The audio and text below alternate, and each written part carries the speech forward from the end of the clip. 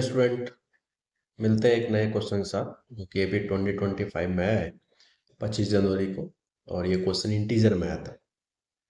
और ये क्वेश्चन बहुत से बच्चे कह रहे थे कि काफ़ी लेंदी है, बट प्रॉब्लम वही है कि स्ट्रेटेजी आप किस तरह का यूज़ की हो, तब भी वो लेंदी हो सकता है और इजी हो सकता है। ठीक है, तो हम इसका कुछ शॉर्ट तरीका तरीका तो नहीं कहूँगे शॉर्ट, पर थोड़ा सा सॉल्यूशन का तरीका अच्छा है। ठीक है, तो आप इस तरह से इसको पहले आपको सॉल्व करना है, फिर आगे देखना है वीडियो को आगे क्या किया जाता है। ओके, तो चलिए स्टार्ट करते हैं।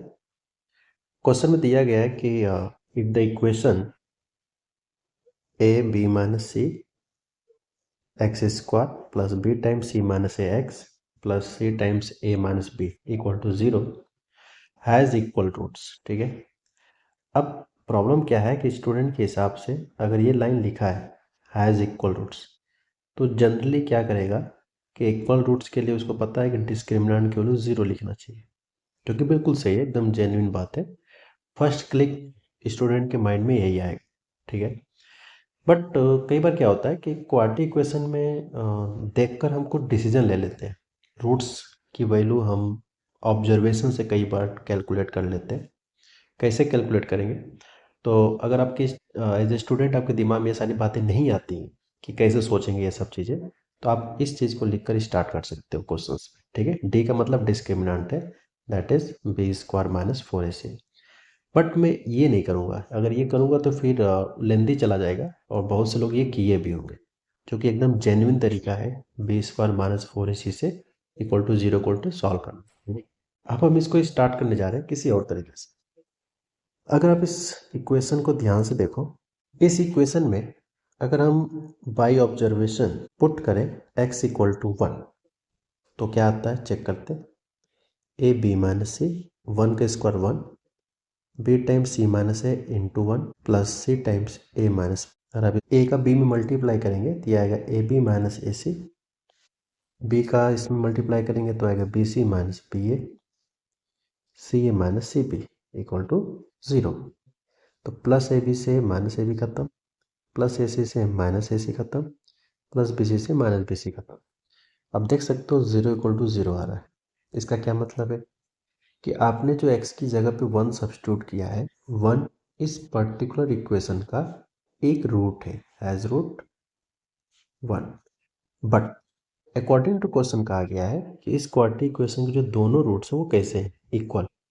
और अगर हमने एक का किसी तरह से ऑब्जर्व कर लिया कि भैया उसका जो पहला रूट्स है वो 1 है, तो ऑब्वियस सी बात है अकॉर्डिंग टू क्वेश्चन जो दूसरा रूट होगा वो भी 1 होगा, तभी तो ये हो पाएगा कि दोनों रूट इक्वल है। ठीक है, क्वेश्चन का डिमांड है कि जो दोनों रूट्स हैं वो इक्वल आते हैं, यहाँ पे लिखा हुआ है। ठीक है, चलिए स्टार्ट करते हैं। अब इस दोनों रूट्स का हम यूज़ कैसे करें, तो आप बताओ। 1 इंटू 1, क्या इसको कह सकते हैं प्रोडक्ट ऑफ रूट्स? क्योंकि रूट्स का नाम क्या है, एक का रूट भी 1 है, दूसरा रूट 1 है, मतलब अल्फा की वैल्यू 1, बीटा की वैल्यू 1।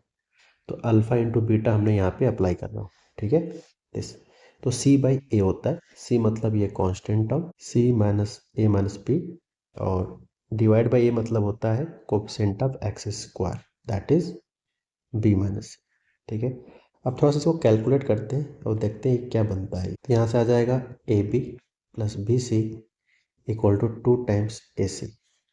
तो स्टूडेंट यहाँ से 2ac इक्वल टू आ जाएगा b टाइम्स a प्लस सी।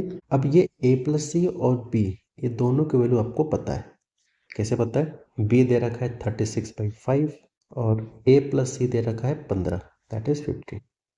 ठीक है, तो यहाँ से आ जाएगा 36 गुणे 3, ये कैंसिल हो जाएगा, तो ये आ जाएगा 8, 108 आ जाएगा, दैट इज द 2ac की जो वैल्यू है वो 108 है। अब बात करते हैं फाइंड क्या करना था। फाइंड करना है आपको ए स्क्वायर प्लस सी स्क्वायर, जिसको लिख सकते हैं मैथमेटिकली ए प्लस सी का स्क्वायर माइनस 2ac। ठीक है, ए प्लस सी दे रखा है आई थिंक 15, चेक कर लेते हैं एक बार। हाँ जी, 15 का स्क्वायर, और 2ac की जो एग्जैक्ट वैल्यू है वो 108 आया। 15 का स्क्वायर 225 होता है। अब इसको आप सब्ट्रैक्ट कर लो, दिया जाएगा दिस। तो ये रहा 117। तो ये क्वेश्चन इंटीजर में आया था, तो अपने क्वेश्चन का फाइनल आंसर 117 आएगा। अब मैं कुछ डिस्कस करना चाहता हूँ कि इसमें बहुत से लोग मिस्टेक क्या किए होंगे। ठीक है, तो रिलैक्स होकर आप कुल लोग लगा होगा कि यार ए स्क्वायर प्लस सी स्क्वायर जो है ना, इसमें हमें ये दो वैल्यू को एग्जैक्ट निकालना मैंडेटरी है, क्योंकि एग्जैक्टली ए और सी जब तक आएगा नहीं तब तक काम नहीं बनेगा। तो बड़े अजीब तरह से कैलकुलेशन किए होंगे लोग कि 2ac को मान लिया होगा पहला इक्वेशन है, फिर इस वाले को मान लिया होगा दूसरा इक्वेशन, ये दे रखा है तीसरा इक्वेशन, और हमारे पास तीन वेरिएबल है ए बी सी नाम का। तीनों इक्वेशन को सॉल्व करके बहुत से लोग ए निकाले होंगे, सी निकाले होंगे, ठीक है। फिर ए सी निकाल कर फिर वो बेचारे यहाँ पे सब्स्टिट्यूट किए होंगे, और इस पूरे प्रोसेस में ठीक ठाक समय लगा होगा।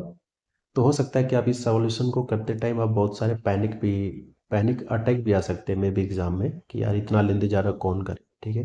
तो आपको एक स्मार्ट स्ट्रेटेजी यूज़ करना होगा। एक बिफोर यूजिंग द पेन आपको ये सोचना चाहिए इस क्वेश्चन का सोल्यूशन हम कैसे लिखना है। एक आइडिया होता है, एक हाइपोथेटिकल होता है, हर स्टूडेंट का अपना अपना तरीका होता है, ठीक है। तो अगर आप उस तरह से करते तो काफ़ी लेंदी जाता। सबसे बेहतरीन तरीका ये था कि जो पूछा है उसको हमने इस पैटर्न में ब्रेक कर दिया है। इसका बेनिफिट बस ये है कि ये चीज़ डायरेक्ट यूज हो रहा है, ये भी गिवन है, ये भी डायरेक्ट यूज हो रहा है, ठीक है स्टूडेंट। इस तरह के क्वेश्चंस को सॉल्व करने के लिए काफ़ी बेटर ये तरीका था।